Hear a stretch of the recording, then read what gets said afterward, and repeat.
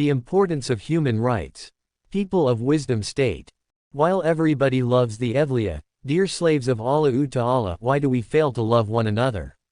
Why are our feelings being hurt? Why do we experience so many troubles?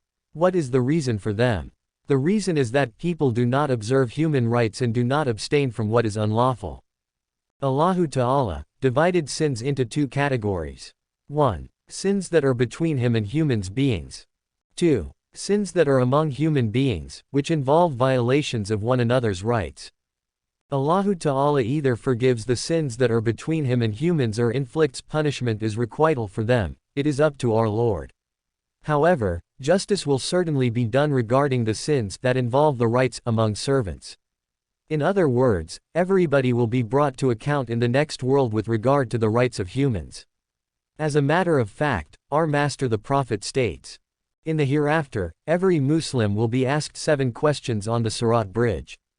The first question will be about Iman, faith, the second question, about Salat, the third question, about fasting, the fourth question, about Hajj, major pilgrimage, the fifth question, about Zakat, obligatory alms, the sixth question, about Ghusl, ritual washing. As for the seventh question, even prophets will be frightened of it, though they are sinless. That question will be about the rights of humans. If a person performs the acts of worship performed by prophets and yet if he unjustly keeps 1 cent belonging to someone else, he will not enter paradise unless he returns this 1 cent.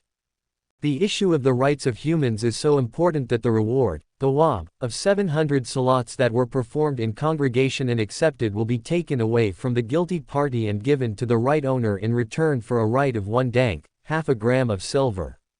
If the guilty party does not have any rewards, the right owner's sins will be loaded on him. Our Master the Prophet describes a bankrupt as follows. A bankrupt is a person whose deed book contains many rewards of salat, fasting, and zakat on the day of judgment, but he caused some people harm in various ways in the worldly life. Therefore, his rewards will be transferred to such right owners.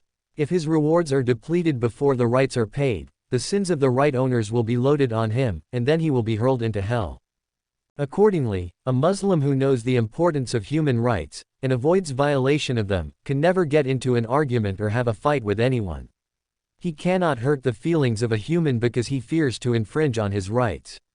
Violating the rights of a human by hurting his feelings in particular is a much graver sin.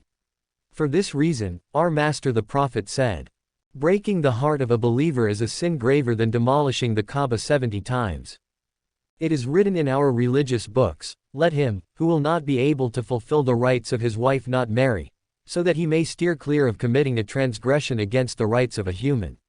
That is, the woman is not a captive or a slave or a servant.